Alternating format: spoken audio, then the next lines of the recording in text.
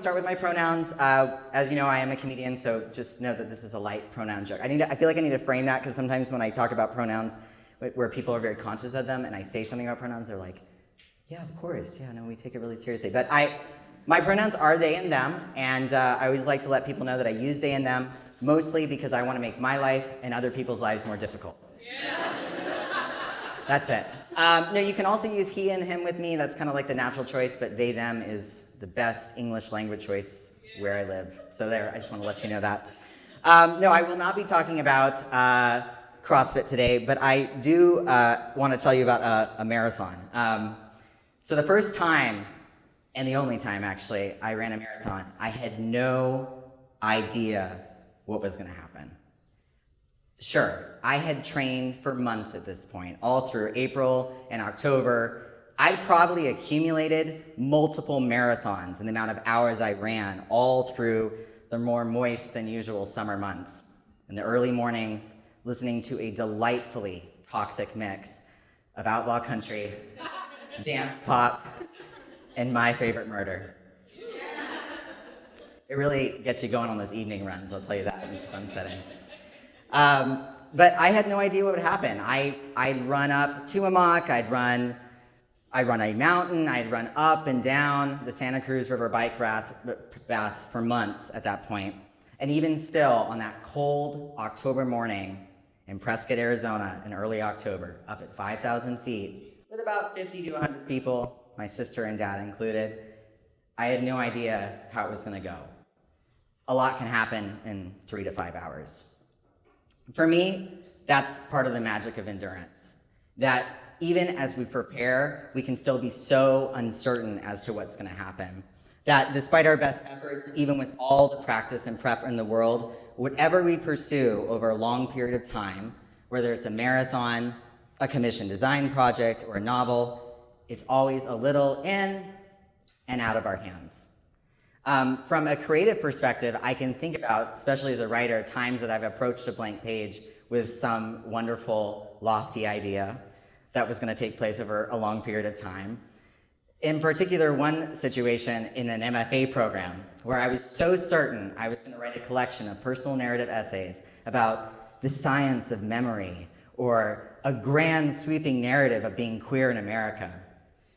What I actually wrote about was heartbreak in my early 20s and my relationship with my mom and the women in my family. A lot can happen in 100 to 150 pages. We all know well about endurance. I think that Emily's version of endurance I particularly enjoyed more than actually how we experience endurance, which is maybe more akin to things unpleasant, difficult processes, suffering, right?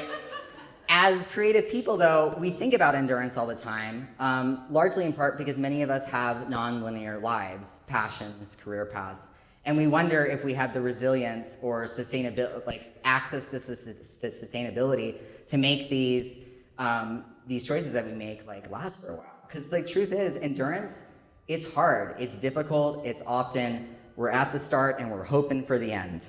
One way that I really think is a very appropriate way to describe it is the way that, using a word from my friend, Dr. Noel Hennessy, also a stand-up comedian, describing endurance as solidly type 2 fun.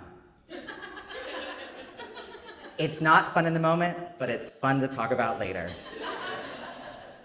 But I am, for the purposes of this talk today, not so interested in the definition of endurance or the various synonyms of endurance: to swallow, to stomach, tolerate, suffer, handle.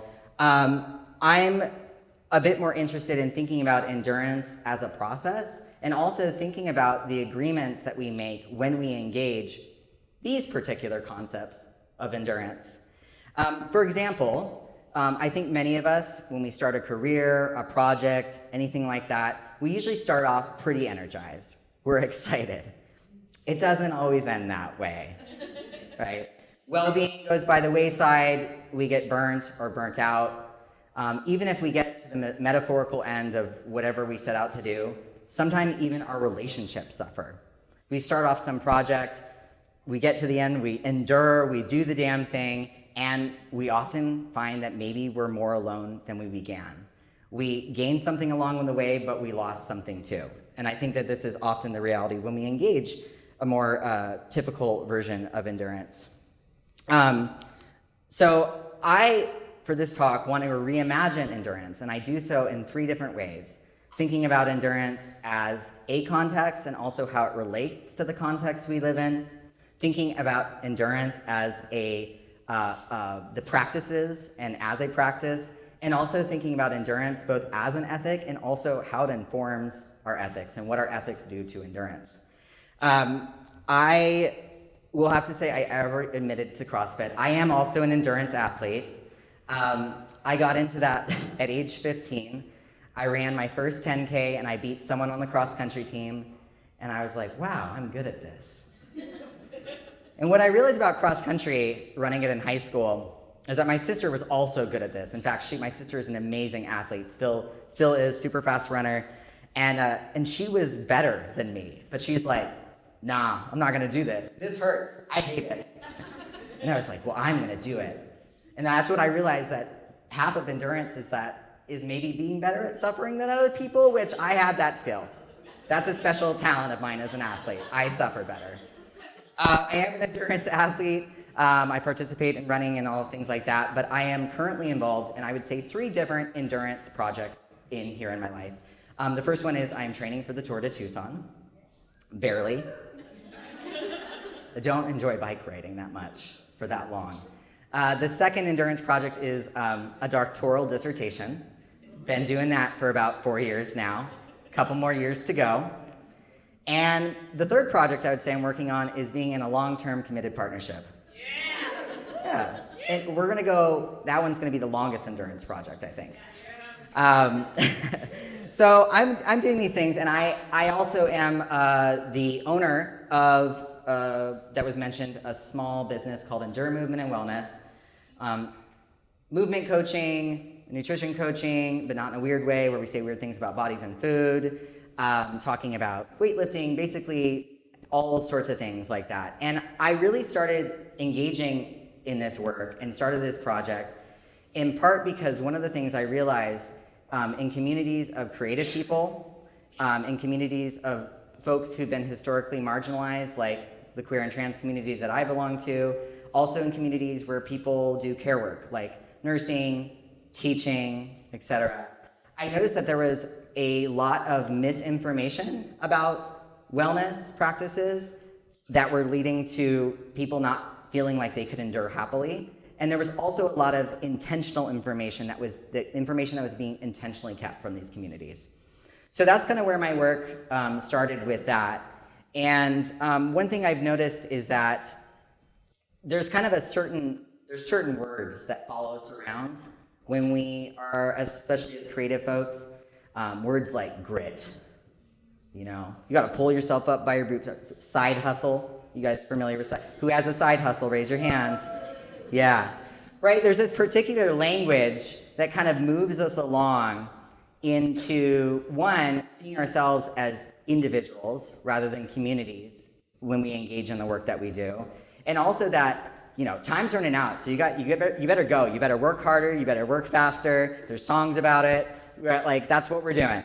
And there's just this particular language that kind of goes along with it. Even the term self-care is kind of relegated to the realm of the individual. Like, the emphasis, everything is on you to care for yourself so that you can work harder to succeed in this larger structure that's actually not your fault at all. So, which brings me to my first point.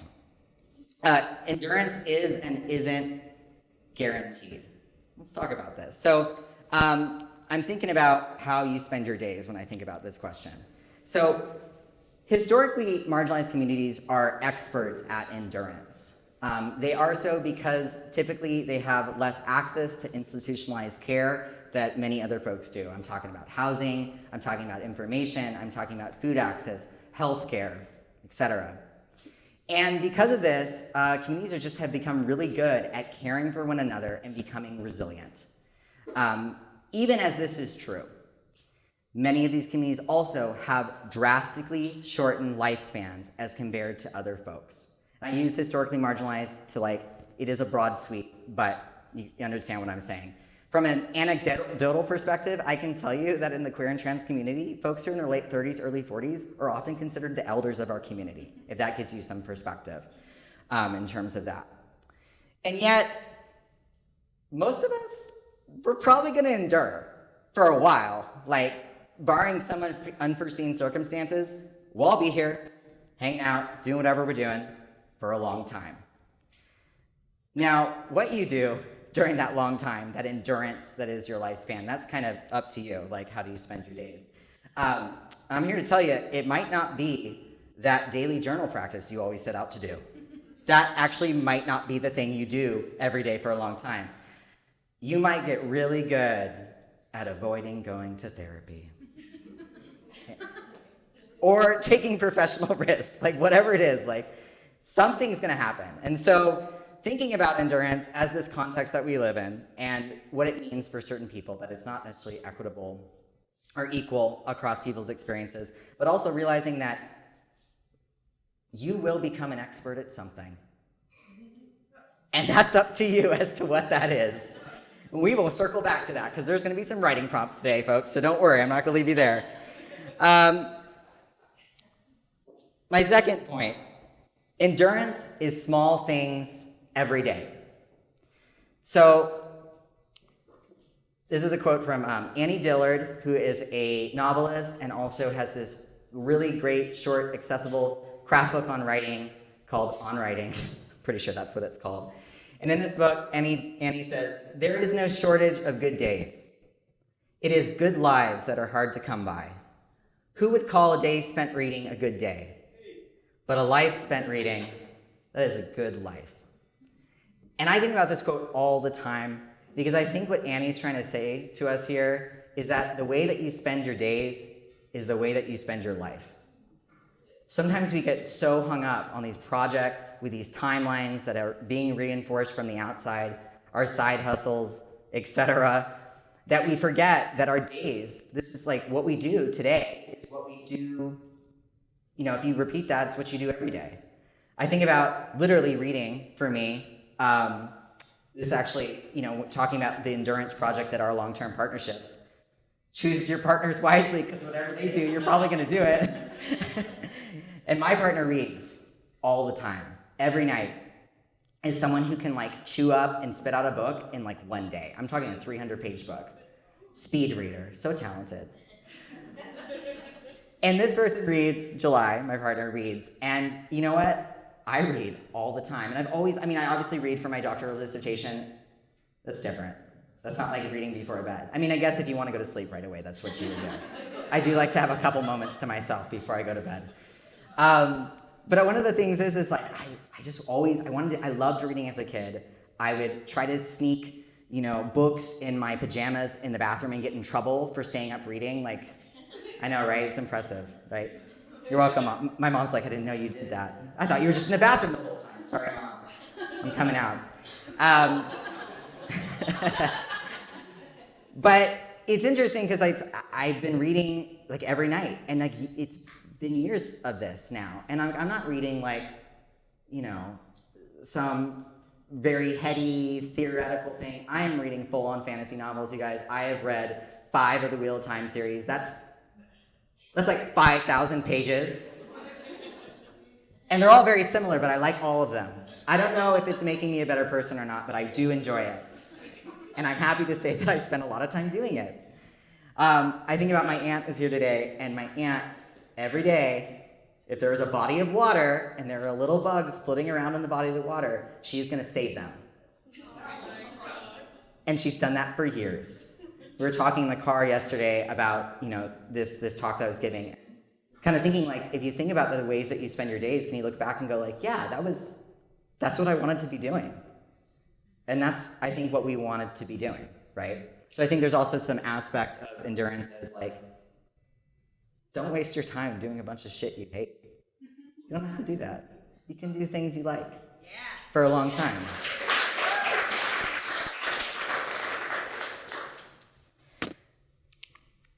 My third point, endurance is devotion. Mary Oliver, the poet, late poet Mary Oliver, said that attention is the beginning of devotion. And when I think about doing something for a long time, I think about the amount of attention that I apply to it. And I can't think about devotion without thinking about love. Black scholar, abolitionist, educational scholar Bettina Love, in a talk that she did on C-SPAN, which I'll have to share with the Creative Mornings people because everyone should see it, talks about the history of the Underground Railroad. And she points out that at the time, there was no social media. You just, like, someone comes to your door, they got a password, it's like time to move someone, you just trusted them. And she talked about how these networks were built on love. And this wasn't a project that happened like weekend. They're like, okay, you guys, we're gonna do the weekend Underground Railroad. One weekend only. That's all I could fit in my calendar. Like, these are projects that, that happened for years. People were trusting and loving each other for years. And so when I think about the concept of endurance as devotion, I kind of want to draw attention to what, who, why are the reasons that you endure. Because it's always great to be like, yeah, I'm gonna do that thing, I'm gonna see it all the way through. Hopefully I feel good the whole time, right? But when it gets difficult, it's not gonna be enough that you just said you'd do it, or it sounded cool, or it sounded interesting, or it's what someone said you should do. It's not going to be enough. What is enough is thinking about the communities that you're bringing along with you, who you're bringing along with you, and honestly, it could just be yourself. When I ran that marathon, I wasn't really trying to prove anything other than I'd always said that I wanted to run one, and it took me a long time to get to that. So thinking about in what ways does our love inform the things and the choices that we're choosing to do day in and day out. So I've got some questions because I want you to step away with some new things that you have your fingers kind of holding on to. And one of the things, and I talk to my clients about this a lot, my movement clients, like I have clients and I'm like, listen, if you hate burpees, you should never do them again. Have you ever heard a fitness person say that? You hate that movement? You hate running? Don't run. Don't. Why would you run? Why would you spend your life doing something you hate? But here's the caveat. If you're interested, you're kind of curious, you're like, I hate her, but I'm curious. You might want to try it out.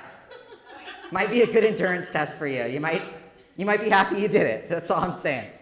So my first question for you, it's two parts, and one is in bold and one is not in bold, and I'm just going to pair them together. So I'm going to give you about a minute or so to just you can make a list. You don't have to write in full sentences, just make a little list. The question is, what in your life is easy to show up to? So what are the daily practices that you do, or daily, weekly, whatever? What is easy to show up to? And make a list of what is, quote, hard to show up to. Now the second part of that is you've identified what's easy to show up to. You're probably doing those things already because you enjoy doing them. Or you're like, I forgot that I like this. So either way, functions. In terms of the things that are hard to show up to, I want you to ask the question now, if it is hard, but you still want it, you're still interested, why do you want to show up in the first place? Are you proving something to yourself? Is it something that you want to do out of love for community? What is it? So what is the why between the thing that is hard to show up to, but you're still interested and maybe want to do it? 1 minute. All right, this is the second part of this. We're going to divert away from practices and just kind of think a little bit more deeply in the question of what is living for you. I talk to my students at the U of A about this a lot, about as educators, if we are teaching something that is, quote, living for us, we're excited about it, we're into it, it is 100% easier to teach. It is so much harder for me to teach math. You don't want that. It's not living for me. So thinking about what right now in this moment is living for you. What are the things you're excited about, you're interested in, you're involved in, you're committed to, you're devoted to? Put another way, where do you experience yourself on the knife edge of being? Where are you just really alive? So go ahead and we'll take a minute to answer to that. And then finally, I want to finish off with a little practice that I also actively do. This is a practice I like to do. I find it very helpful, especially for the times we live in. And what I want you to do is I want you to leave here with a question that is completely unanswered. So in me writing this endurance piece and kind of preparing this talk today, I actually know less about endurance than when I started. I have way more questions. And one of the practices that I learned, and I think Julie might have learned this as well in our spiritual background work that we've done together, is this practice of walking around with an unanswered question within you. But you're not doing that so that it can be answered. You're just doing that to see what happens. And maybe it will be answered, maybe it won't. So I have some examples of questions that I want everyone to take one a to-go question. You're also welcome to write your own. So I've got questions like, what if I prioritize rest? What if? You're like about to stay up till midnight again, you're like, what if? What makes my days longer and more beautiful? What does endurance look like and feel like to me in my body? What is arduous and also joyful? What if we took others along with us? What might that look like?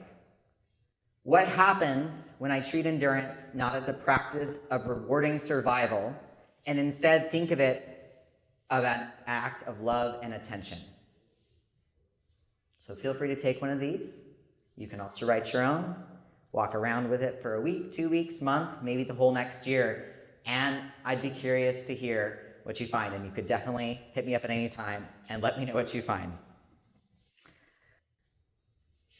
So in closing, endurance has always been something I've thought about because, and to quote many of the Black abolitionist scholars that I read, I want to do more than survive.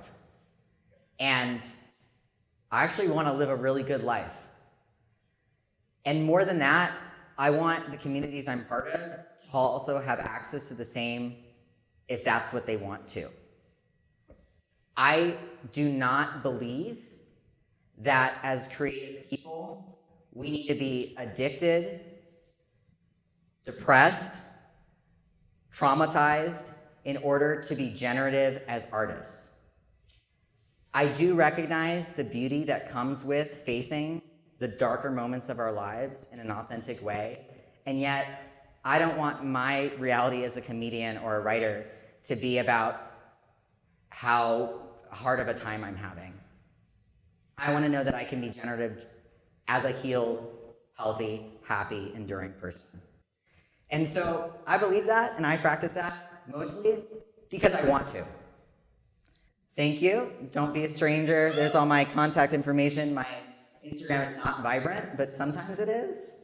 I'm not good at recording myself while working out. But I am open for talks, trainings, collaborations, and again, thank you so much. This was super fun.